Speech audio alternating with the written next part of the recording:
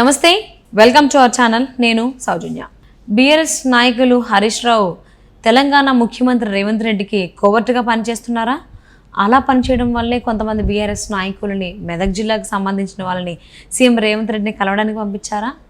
ఈ అంశాలకు సంబంధించి మనతో మాట్లాడడానికి, వారి విశ్లేషణను మనతో పంచుకోవడానికి ఈరోజు మనతో పాటు ఉన్నారు సీనియర్ జర్నలిస్ట్ దుర్గా కుమార్ గారు ఉన్నారు. వారితో మాట్లాడదాం. నమస్తే అండి. నమస్కారం. మా సౌజన్య వీక్షకులు కూడా నమస్కారం. సో మనందరం చూసాము, మెదక్ జిల్లా ఎమ్మెల్యేలు కొంతమంది, బీఆర్ఎస్ ఎమ్మెల్యేలు, కాంగ్రెస్ నాయకులు, అలాగే తెలంగాణ ముఖ్యమంత్రి రేవంత్ రెడ్డి గారిని కలవడం జరిగింది. సో దీని వెనకాల మంత్రి హరీష్ రావు ఉన్నారు. మంత్రి హరీష్ రావు రేవంత్ రెడ్డికి కోవర్టుగా వ్యవహరిస్తున్నారు అనేటువంటి వార్తలు వినిపిస్తున్నాయి. ఇది ఎంతవరకు వాస్తవం? అసలు ఏమంటారు? నిజంగానే హరీష్ రావు అలా వ్యవహరిస్తున్నారా అని బలవంతంగా బీఆర్ఎస్ నాయకుల చేత ప్రెస్ మీట్ కూడా పెట్టించారు.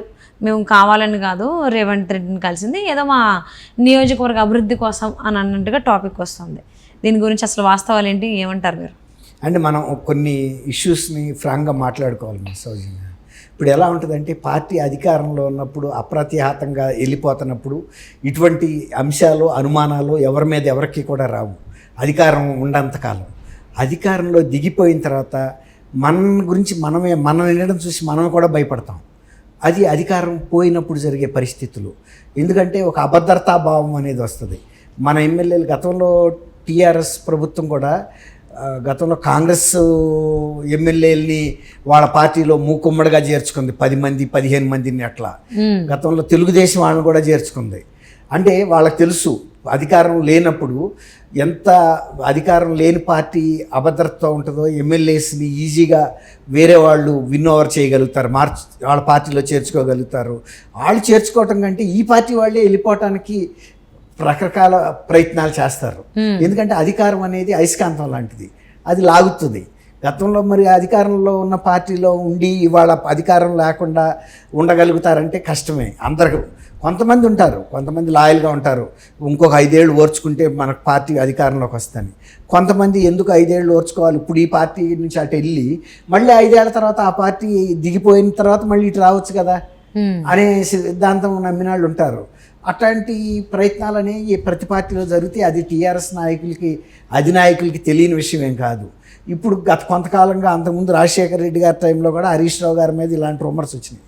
స్వయంగా హరీష్ రావు గారే డిగ్రీ కాలేజీ ఏర్పాటు చేయాలని కోరటానికి బొకే పట్టుకుని ఆయన అప్పుడు రాజశేఖర రెడ్డి గారి అధికార నివాసం బేగంపేటలో వెళ్ళి కలిసినప్పుడు కూడా చాలా పెద్ద ఎత్తున రూమర్స్ వచ్చినాయి. కొంతమంది బీఆర్ఎస్, అప్పుడు టీఆర్ఎస్ అనేవాళ్ళు టీఆర్ఎస్ పార్టీ నుంచి వెళ్ళిపోతున్నారని అన్నారు. కానీ ఆయన చెప్పినా నమ్మలా.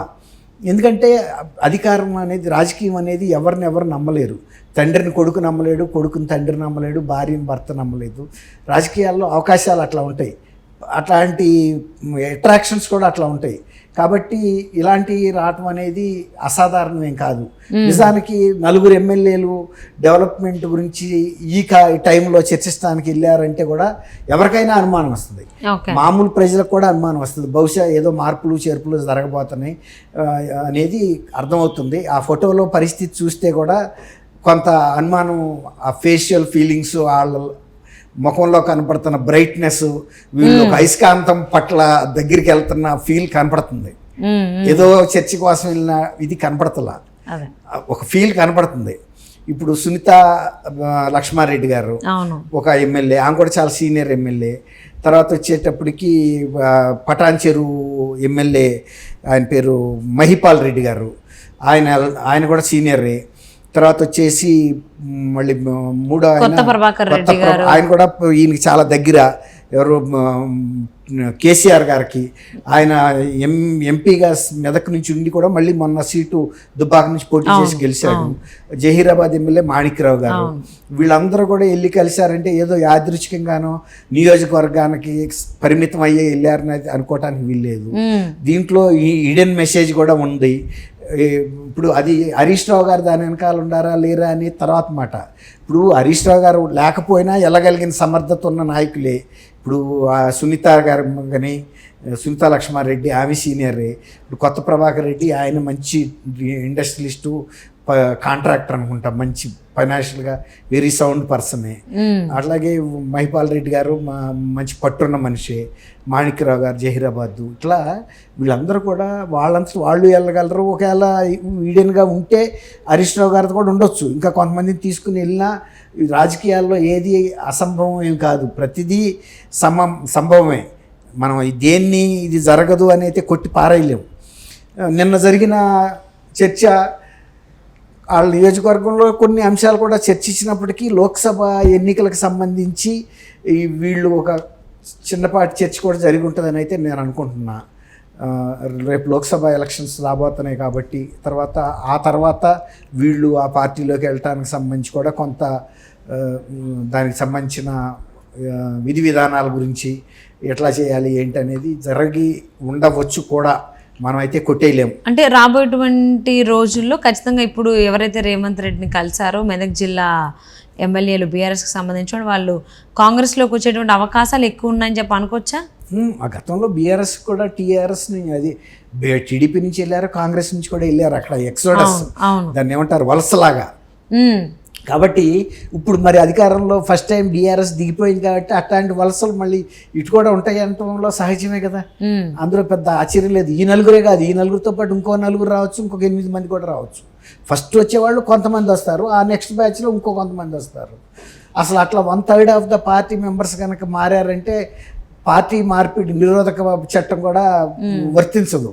అప్పుడు వాళ్ళు లీగలైజ్డ్గా కాంగ్రెస్ శాసనసభ్యులుగా కొనసాగవచ్చు. ఓకే, అంటే అసలు ఇప్పుడు ఈ మెదక్ జిల్లా బీఆర్ఎస్ నాయకులందరినీ కూడా ఎందుకు హరీష్ రావు రేవంత్ రెడ్డి దగ్గరికి పంపించాల్సిన సిచ్యువేషన్ వచ్చిందంటారు?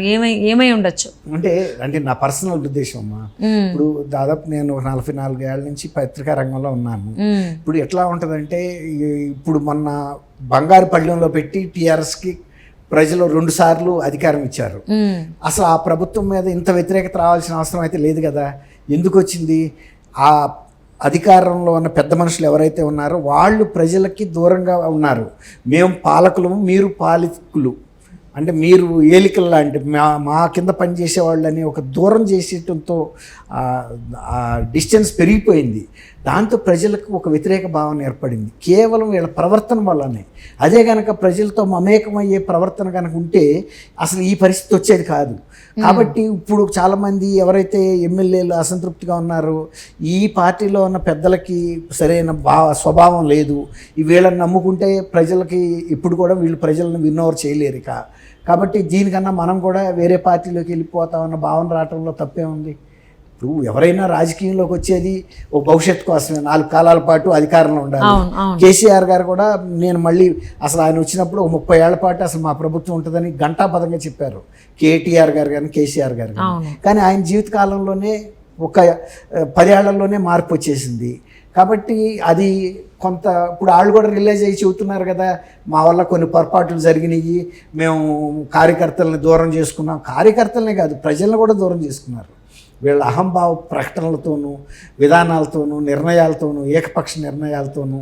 తర్వాత ఇప్పుడు ప్రజాయుద్ధ ఒక గద్దరు ఆయన తెలంగాణ ప్రజలను ఆడి ఆయన అపాయింట్మెంట్, ఆయన మీద అక్రమ కేసులు పెడితే వాటిని తీసేయమని అడగటానికి వస్తే ఆయన్ని అపాయింట్ లోన పిలిచి కూర్చోబెట్టినా చాలు, ఆయన్ని ఎండలో 3 గంటల పాటు కూర్చుని ఎవరో పిలవపోతే వెళ్ళిపోయారంటే ముఖ్యమంత్రి కార్యాలయానికి సిగ్గుచేటు.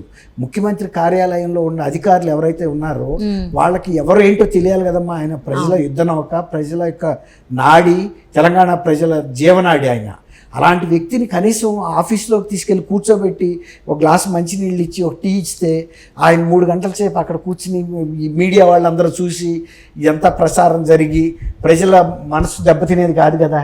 అది చాలా చిన్న పని. అధికారులు ఆ మాత్రం అవగాహన లేని వాళ్ళని ముఖ్యమంత్రి కార్యాలయంలో పెట్టుకున్నాడంటే, పరిపక్వత లేని వాళ్ళని, అది చాలా చిన్న డ్యామేజింగ్ కంట్రోల్. అంటే అంత చిన్న చిన్న విషయాల్ని కేసీఆర్ గారు పట్టించుకోవట్లేదు అనే దానికి మనం ఏకీభవించలేము.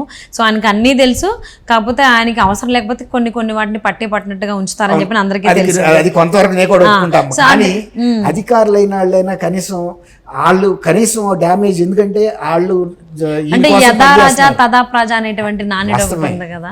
సో అది అయి ఉండొచ్చేమో. అండ్ ఇంకొకటి, మెదక్ జిల్లా ఎంపీ స్థానాన్ని కవిత కోరుకుంటున్నారు. సో అదేమో హరీష్ రావు వద్దంటున్నారు అని చెప్పేసి అని కూడా వార్తలు వినిపిస్తున్నాయి. సో ఈ కారణంగా కూడా బీఆర్ఎస్ నాయకుల్ని రేవంత్ రెడ్డి గారి దగ్గరికి హరీష్ రావు పంపించారు అని అనుకునే దానికి మీరు ఏకీభవిస్తారా? మీరేమంటారు? ఇప్పుడు మీరు చెబుతున్న దాన్ని బట్టి ప్రజలు ఇప్పుడు అంటే అక్కడ నాయకులు ఇప్పుడు కవిత ఉంది, కవిత అంతకుముందు నిజామాబాద్ నుంచి ఎన్నుకుని అక్కడి నుంచి పోటీ చేసింది. ఇప్పుడు మళ్ళీ కేసీఆర్ గారి కుటుంబ సభ్యులే కనుక రాజకీయాల్లోకి వస్తే నిజంగా అక్కడ మరి పార్టీని నమ్ముకున్న వాళ్ళకి పరిస్థితి ఏంటమ్మా? బహుశా అది కూడా కొంత మీరు అన్నట్టు అసంతృప్తి కలిగి ఉండొచ్చు.